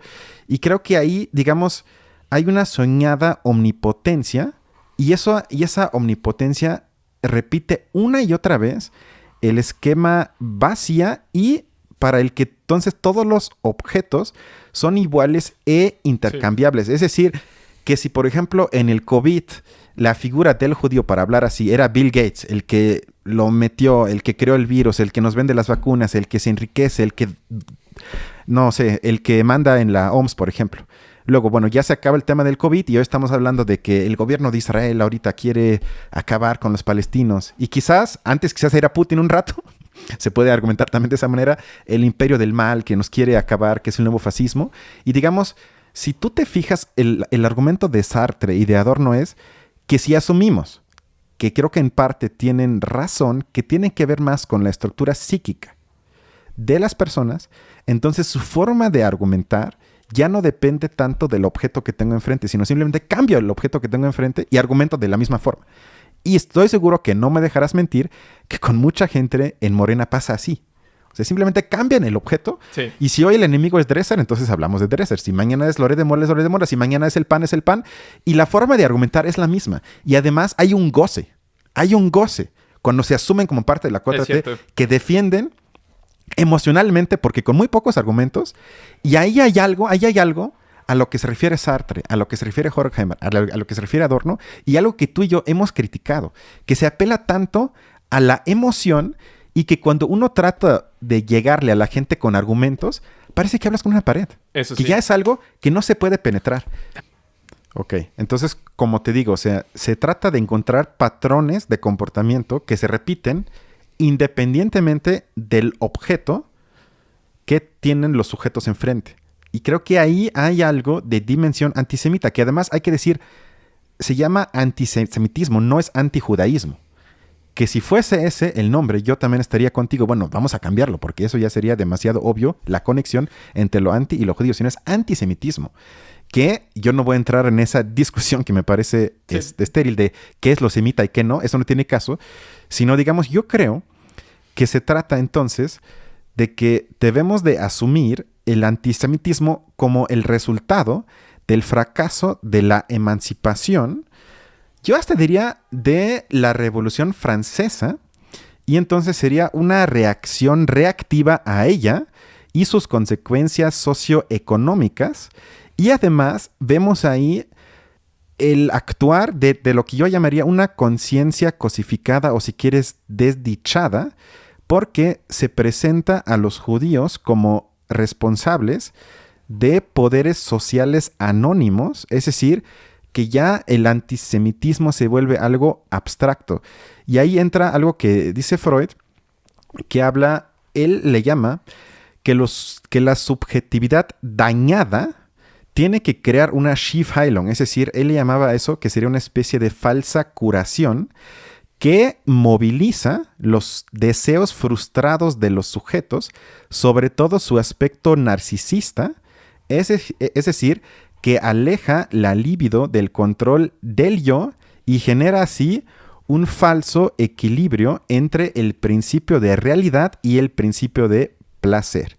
Y de este modo refuerza, aunque los sujetos lo vean al revés, la impotencia de los sujetos, pero compensa, y eso es la parte creo que se ve luego en los sujetos, compensa su sentimiento de inferioridad y les permite desfogar las frustraciones acumuladas.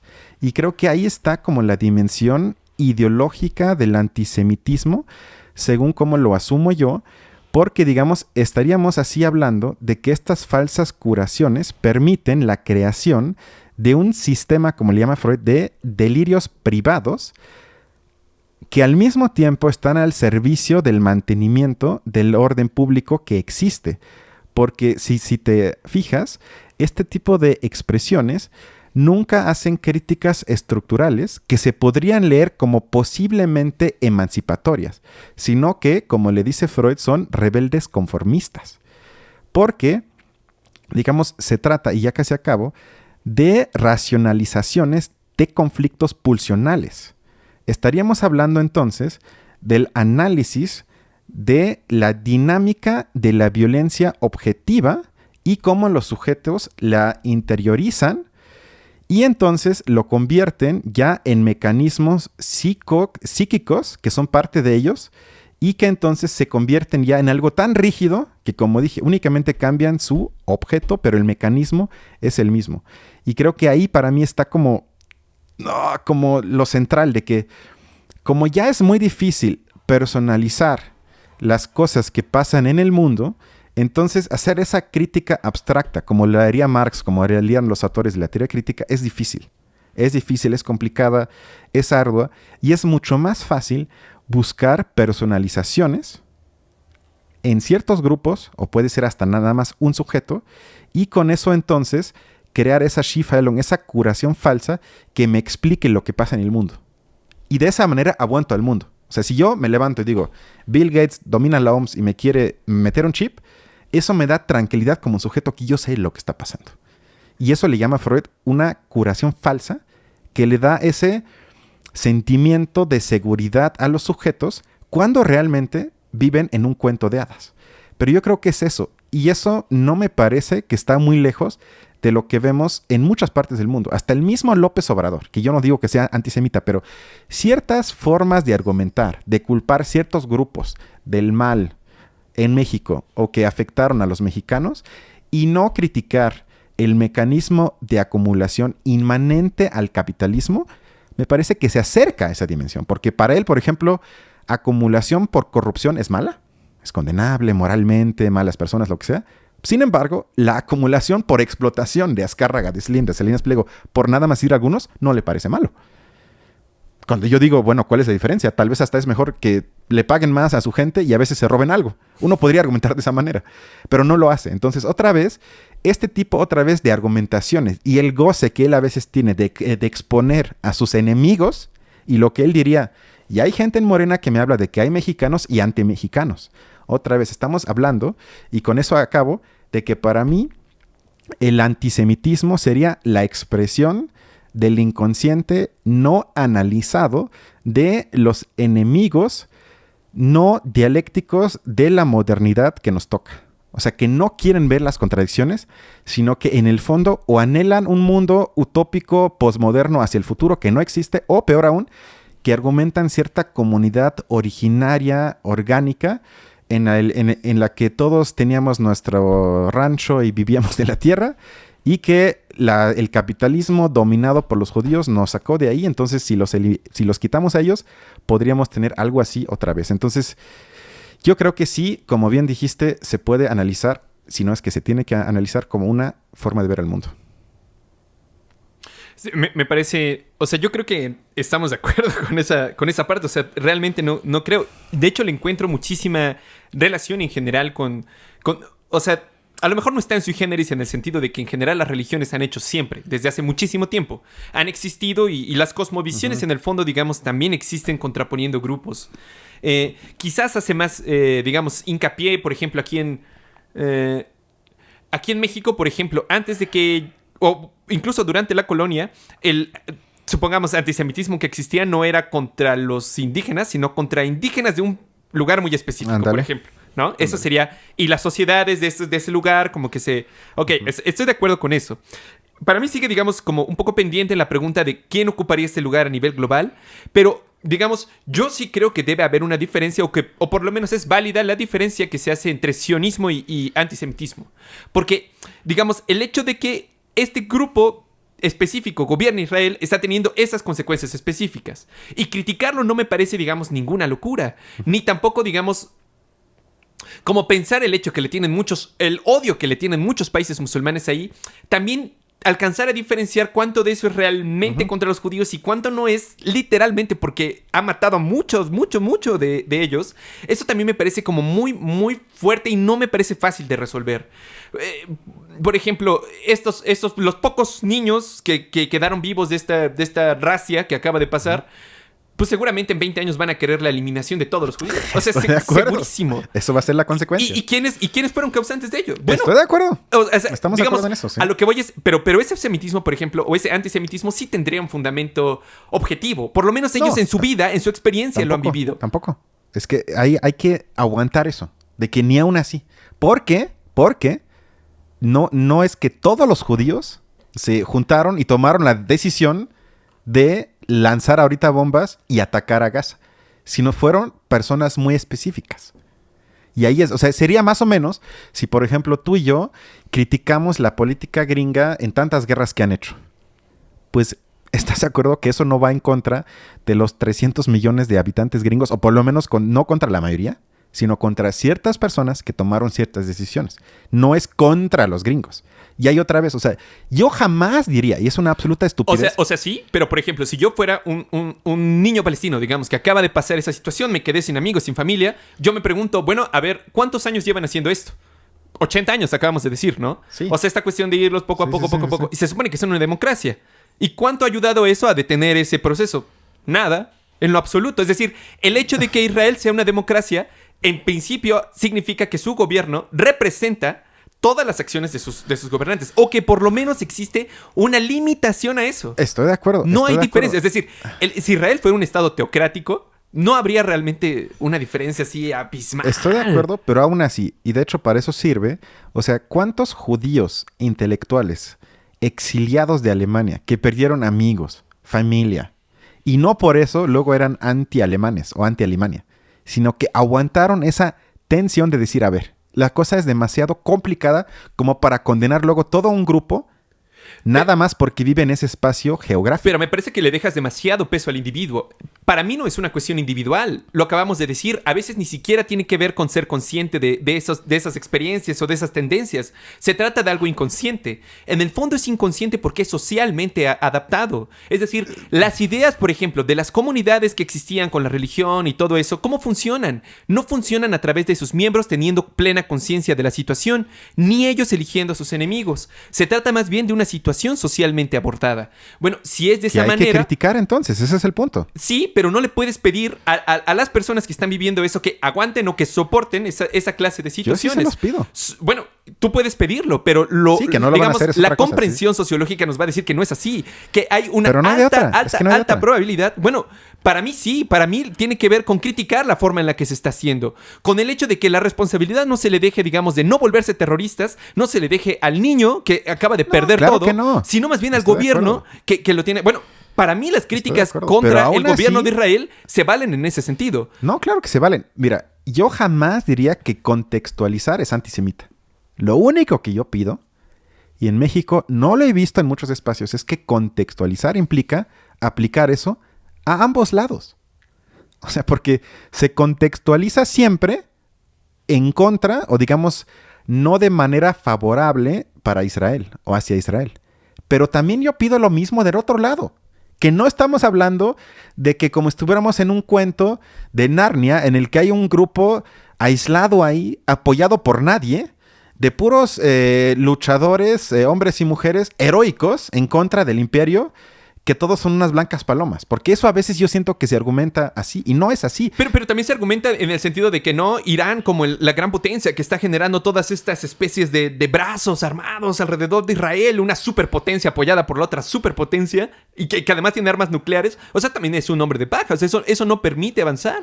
No, a ver. Y además otra cosa, las pocas posibilidades socialistas que tenían de Palestina ahí fueron erradicadas por Israel. O sea, ellos fueron los que eliminaron las posibilidades de que hubiera una alternativa mucho más racional. E incluso cuando Hamas ganó de una manera mucho más democrática y racional, que no pedían la eliminación obviamente no pedían eso en lo absoluto, fueron los israelíes los que acabaron con esas posibilidades. No nada más ellos, sino ambos lados, que eso era como mi conclusión. Pero ¿en qué momento, digamos, por ejemplo, Hamas gana, llega a Israel y los ataca? ¿En qué momento, digamos, eso pudo ser culpa del otro grupo? ¿No es culpa de Israel el hecho de que se hayan radicalizado tanto? No exclusivamente, en parte también, pero no exclusivamente, porque ninguno de los dos lados actuales, de los gobiernos islámicos, y hay varios ahí, y el gobierno de Israel, son tal para cual. Eso era como mi comentario final para el día de hoy. A la fecha de hoy, de ambos lados, tenemos formas de ver el conflicto tan extremistas que se imaginan de ambos lados como única posible solución la eliminación del otro. De ambos lados. Lo que pasa entonces desde ya fácil 15, 20 años, que cuando ya sea en Israel se avecina quizás la posibilidad de un gobierno un poco más moderado, ya las fuerzas de élite extremistas de Israel impiden que exista esa posibilidad. Y lo mismo en Palestina.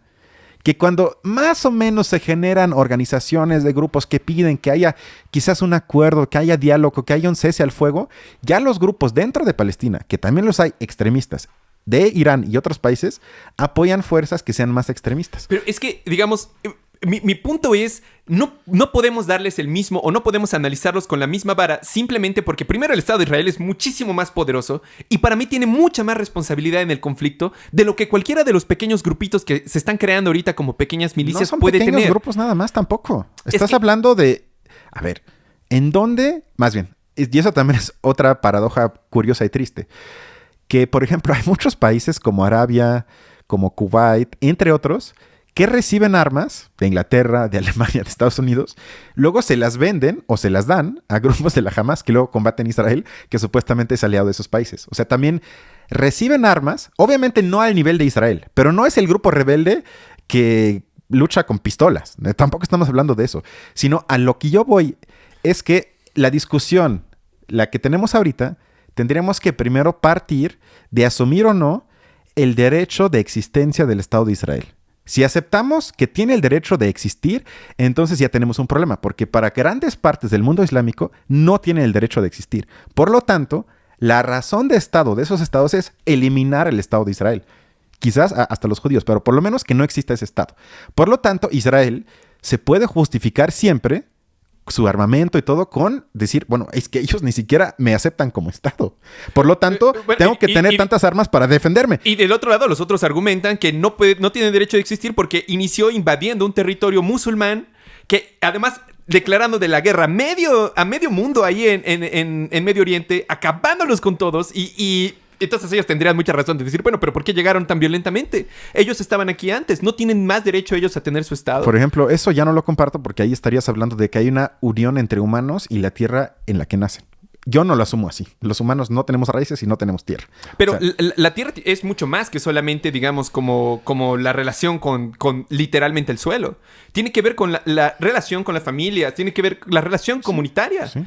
¿Pero por qué no tendrían derecho a tener eso? No, o sea, claro que tienen derecho, pero tú dijiste que era tierra de musulmanes. Pues es que no, para mí no hay eso. No hay una tierra de alguien.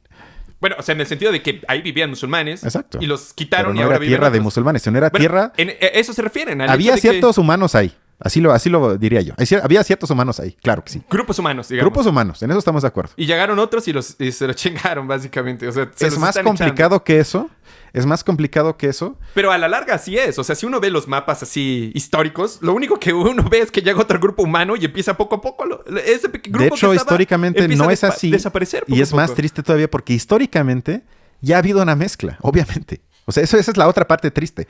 Que no es así que haya como el grupo homogéneo de un lado contra el otro grupo homogéneo del otro lado. Sino hay muchos palestinos que viven y trabajan en Israel y menos, pero también hay al revés. Que eso es lo más triste de todo. Que ni siquiera es que sea separado así, cada etnia, que eso ni siquiera existe, pero vamos a hablar así, sino que ya, porque ya lleva tantos años, que estás hablando de que claro que ya se mezclaron. Y qué bueno, porque eso siempre pasa.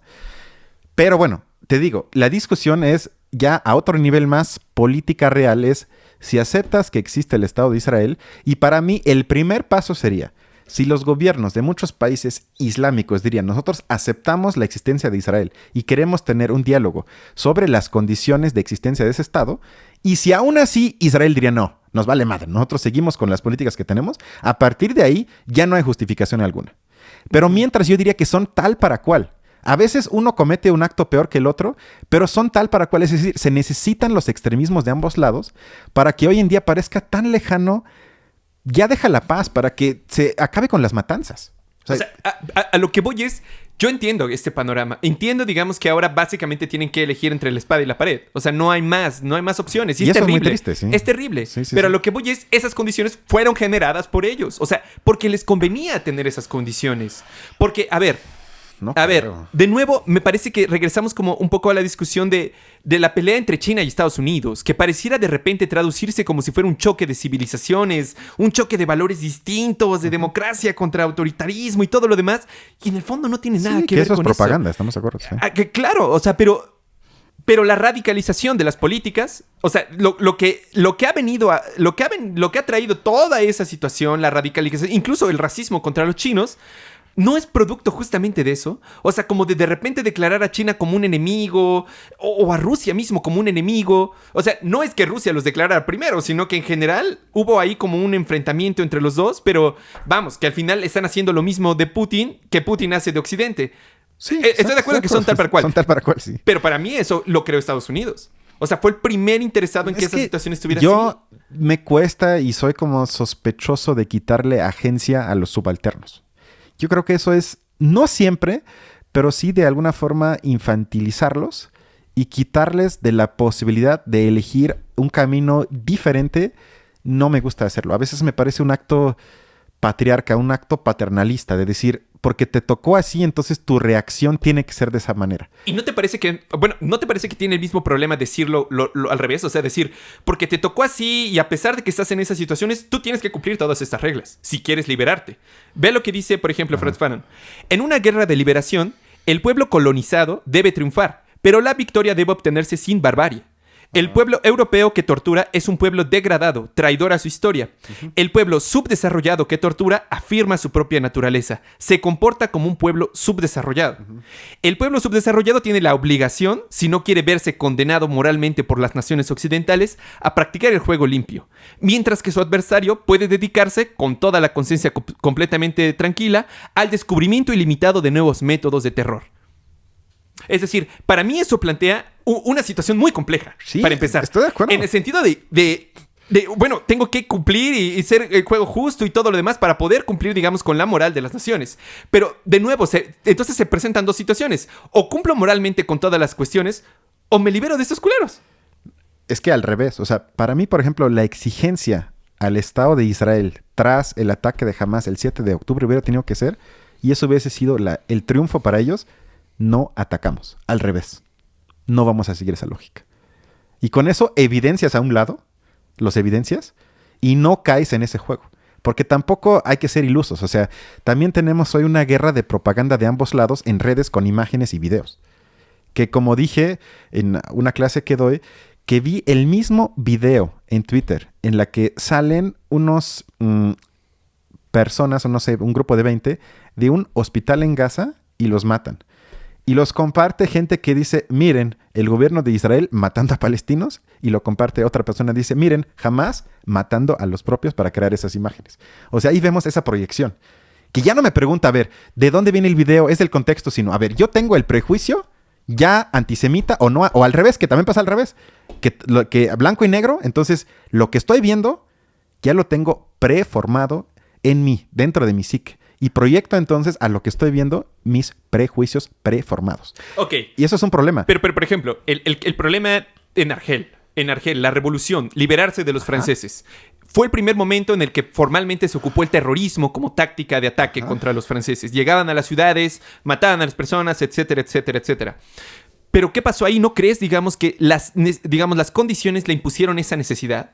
Los muertos, digamos, cada tiempo, con cada generación, no se endurecían más las personas que estaban ahí. No, digamos, no había una exigencia de estar a la altura de las condiciones, ser capaz de aguantar esos golpes súper duros. Pero esas condiciones las llevó a ese extremo, no porque los que pretendían la liberación pretendieran ese grado de violencia, sino porque Francia respondía de esa manera.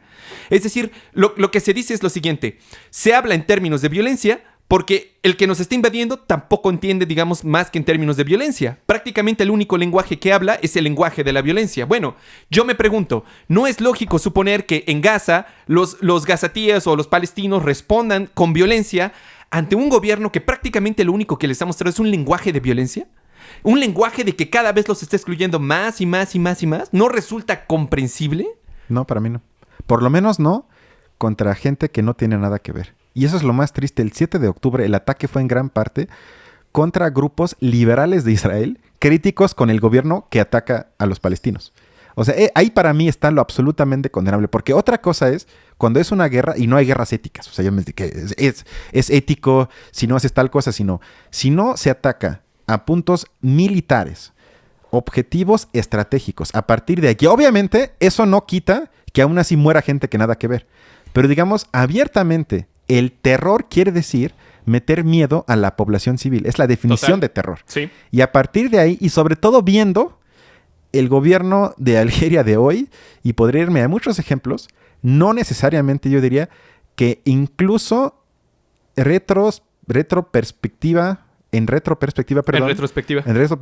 se justifica y dice, sí valió la pena y hoy estamos liberados, tenemos participación y una democracia, igualdad. No se ve eso. Entonces creo que ni siquiera viendo para atrás en la historia podemos decir que ese tipo de prácticas se justifican éticamente, políticamente, estratégicamente. Yo no veo eso. Y es muy difícil porque para mí, y te lo he dicho muchas veces, si uno se plantea valores universales, entonces tienen que ser universales siempre. Porque si una vez acepto, en este caso no, abro la caja de Pandora. Y eso es exactamente lo que hace Estados Unidos, históricamente siempre lo han hecho. Que se autodenominan como los defensores de la libertad, la democracia, y tú lo sabes mejor que yo, ¿cuántas veces violaron esos ideales? Siempre prácticamente. Y entonces yo creo que si una vez renunciamos a eso, ¿cómo entonces, por ejemplo, vamos a, si yo sigo tu lógica y digo, bueno, en contextos específicos se justifica el uso de terror porque no hay de otra, vamos a decirlo así. Bueno, entonces, ¿quién es el juez, entre comillas, que dice en este contexto sí, en el otro que no? Aquí hasta cierto punto, aquí hasta el otro punto, estoy en el infierno ya. O sea, una vez si rompo esa barrera, ya estoy en el infierno. Mucha gente diría que no hay de otra y la política de Israel es así, pero teóricamente, es decir...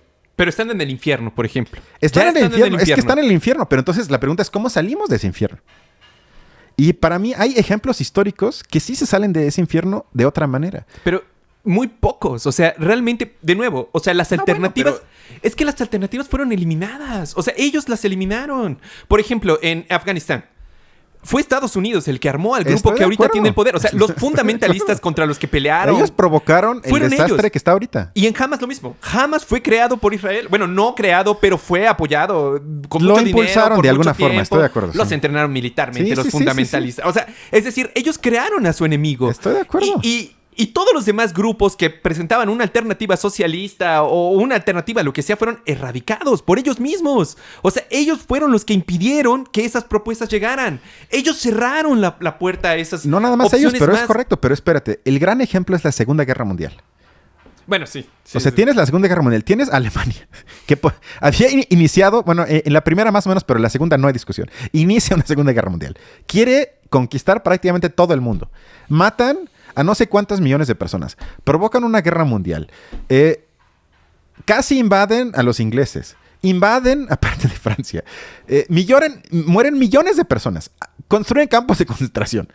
Es decir, el infierno para los alemanes, pero también para muchos otros países y para muchas familias y personas. Y aún así acaba la Segunda Guerra Mundial y en vez de decir, a ver, vamos a ver ahorita cómo castigamos a los alemanes, cómo hacemos esto, aprendieron del final de la Primera Guerra Mundial, el Tratado de Versalles, que impulsó en parte el ascenso de Hitler, y en vez de eso dijeron, a ver, la creación de la ONU, que me vas a decir que no sirve de mucho, es cierto. Pero ya estamos de acuerdo. Pero aún así es un avance histórico, sí. Que podría servir un día para mucho más. La Declaración de los Derechos Humanos Universales, que también se firma y se dice respetar, que no se hace, pero por lo menos se crea eso. Y en vez de eso se creó, con interés geopolítico, es cierto, pero aún así el plan Marshall para apoyar a Alemania, para que se recupere y con eso no en 10 años tengamos otro Hitler, para hablar de esa manera. Pero también para poner una resistencia en la Unión Soviética.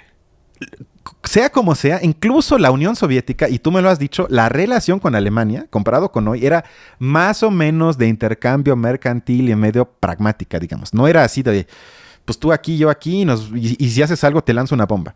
Y entonces, digamos, esa paz, que obviamente era un orden que le convino a los Estados Unidos, es cierto, pero aún así se buscó más o menos no olvidar el pasado, pero digamos aprender, tratar de aprender y no seguir en la misma dirección.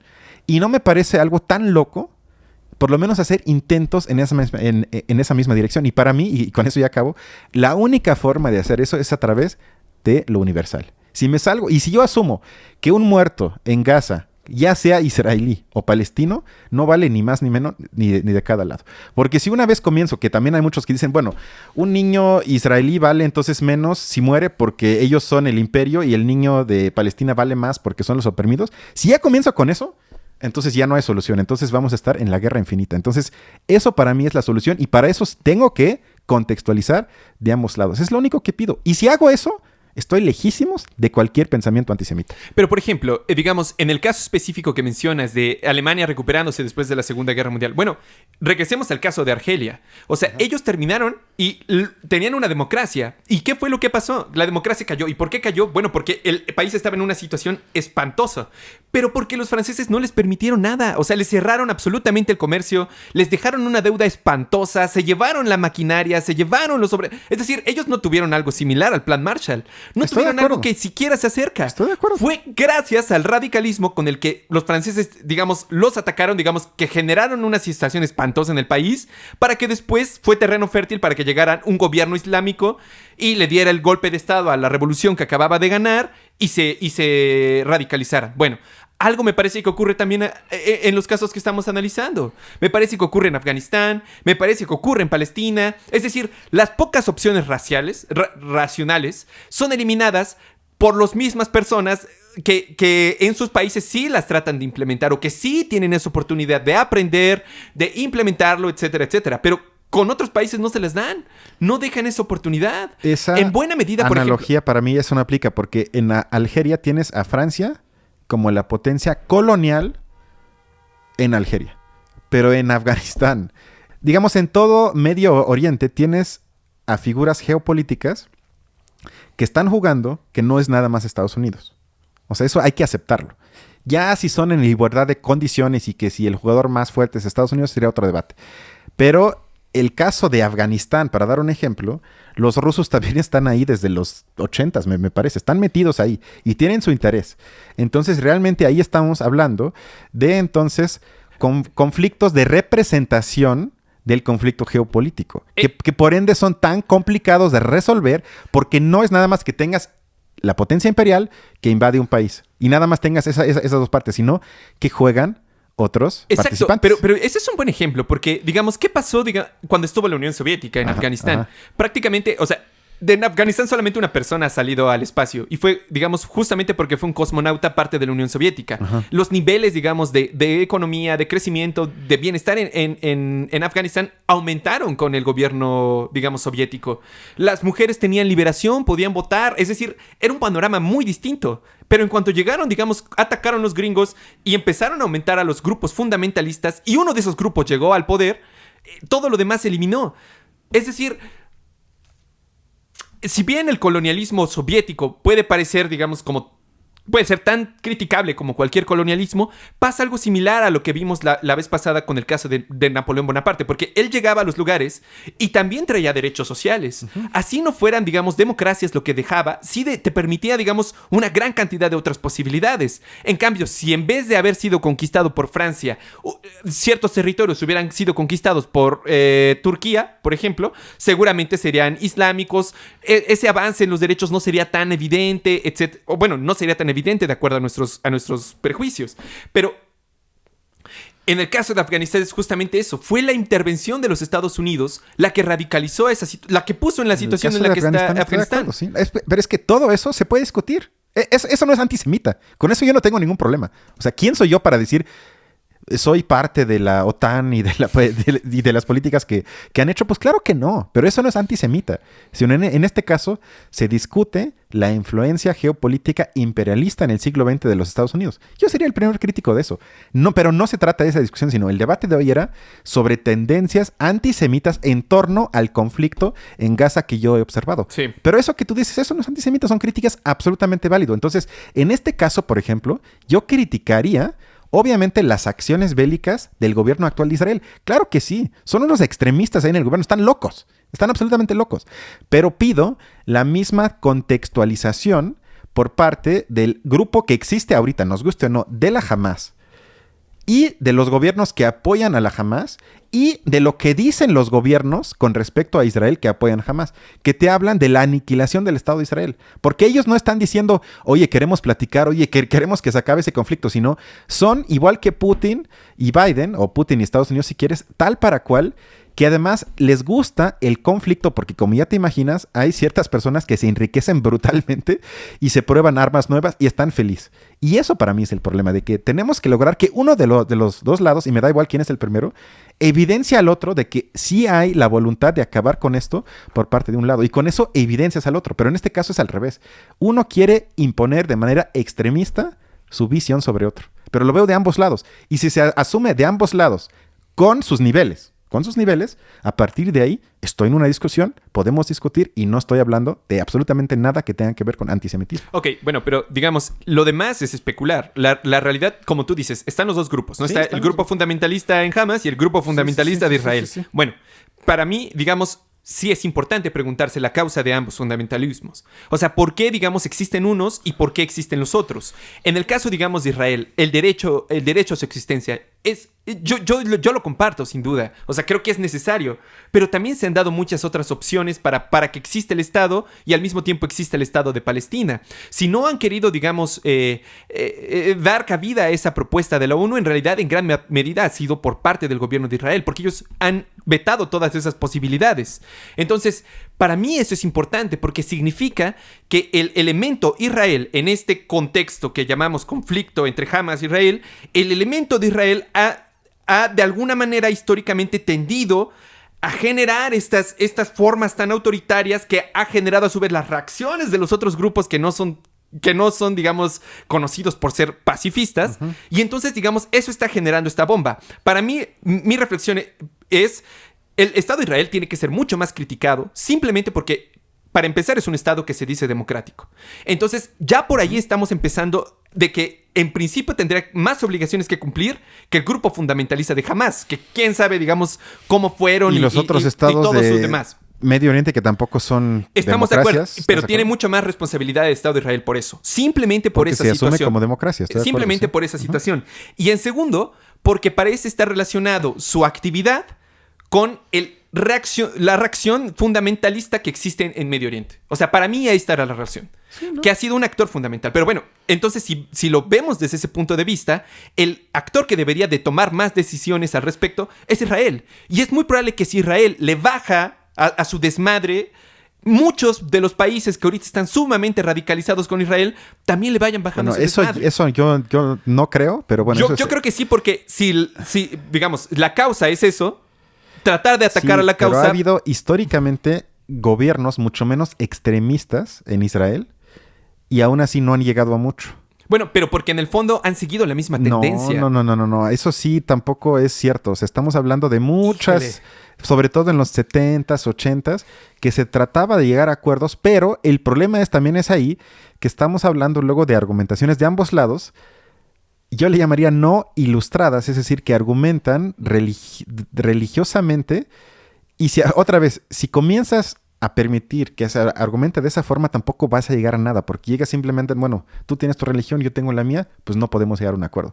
Y lo único que yo también diría es que siempre se habla de que Israel es un estado artificial, que es creado. Bueno, todos los estados lo son. Sí, estoy de acuerdo. Eso también para mí, o sea, porque y todos fueron con violencia. Además. Y todos fueron con violencia y todos fueron creados en algún momento histórico. Sí. Las fronteras han cambiado y son fronteras creadas por humanos. Sí. O sea, eso es lo único. Que con eso yo no justifico que expulsen a la gente que estaba ahí, pero luego también ahí comienza, y no digo que tú, pero cuando se habla de que cómo Israel se defiende, cómo Israel asume que tiene derecho, cómo crearon ahí el Estado. Y ahí también la crítica no antisemita diría, bueno, para comenzar hay que aceptar, todos los estados son creaciones humanas. Las fronteras no son naturalmente dadas, pueden cambiar, por ende se podría llegar a un acuerdo de crear un Estado, no sé cómo sería el de pluriétnico, era el de como multiétnico, algo así. Sería una forma, o algunos hablan de una idea que me gustó de 3 estados, uno en medio para evitar el conflicto. Que eso también es una idea más o menos nueva. O sea, que serían Palestina, luego uno en medio nuevo, en el que tú y yo vamos a ir a vivir. Como Turquía y Medio Oriente y Europa, ¿no? Históricamente también se ha hecho, exactamente. Como que cuando hay pleito entre 2 estados, bueno, se crea uno. O el de Nepal, ¿no? Nepal dispara entre China y exactamente. O sea, si uno quiere argumentar a ese nivel, pues claro que se puede pensar en soluciones. Pero digamos, si lo argumentas como tú lo has hecho, yo no tengo ningún problema y eso para mí no sería antisemita, es lo único que dije. Pero sí, como que los rumores y la forma de hablar sobre el conflicto a veces sí me parece demasiado inmediato y simplista y veo a todo mundo con la bandera de Palestina, todo mundo seguro de su posición, todo mundo cómodos en su posición de subalterno, que también a veces digo, bueno, y si complicamos un poco el asunto, no nos haría daño a nadie y estaríamos mucho más cerca de llegar a algo de nada más ir a gritar libre Palestina. O sea, a veces eso, y a partir de ahí le abres la puerta al antisemitismo. Es lo único que digo, le abres la puerta, pero si lo haces más complicado, estás libre del antisemitismo. No pido más. Interesante. O sea, yo creo que más o menos, sirvió el debate, ¿estás de acuerdo? Sí, yo creo que sí, como que se aclararon varias cosas, pero además cosas. Seguramente, digamos, las personas que nos vean que no estén tan enteradas de muchos de estos debates se van a poder dar como una idea. O sea, y es lo que siempre hacemos aquí, digamos, como que las cosas no sean tan sencillas, sino que nunca tenemos una respuesta y los debates jamás deben generar pero yo creo que sí pudimos complicar las cosas, mostrar por lo menos los puntos muertos en el debate oficial. Y que yo creo que hemos construido puentes en los que estamos de acuerdo y creo que en lo fundamental estamos de acuerdo, que esta guerra se tiene que acabar lo más pronto posible para que los humanos que viven ahí dejen de sufrir y nos da igual qué lado comienza y lo único que aspiramos es que cuando se hable sobre el tema se trate de complicar un poco el asunto y no de hablar, yo creo que tú lo compartes de manera maniquea entre blanco y negro porque eso nunca te lleva a nada y ahí sí estamos por lo menos esquemáticamente en lo que yo hoy traté de argumentar que eso se acerca a la estructura de pensar antisemita que siempre opera de adentro y afuera, un enemigo que tengo que aniquilar. Y yo creo que eso, si alguien se asume de izquierda, nunca lo podría apoyar. Bueno, pues hay muchísimo tema para reflexionar. Esperemos que les haya gustado bastante. Como ven, no todos los debates tienen que ser abiertamente aniquilativos. Pero bueno, nos vemos entonces la siguiente semana. Seguramente ya estarán viendo esto en Año Nuevo, así que feliz Año Nuevo. Y sin más, nos vemos entonces la siguiente semana. Siguiente semana, Balam. Muchas gracias. Cuídense. Bye. Hasta luego.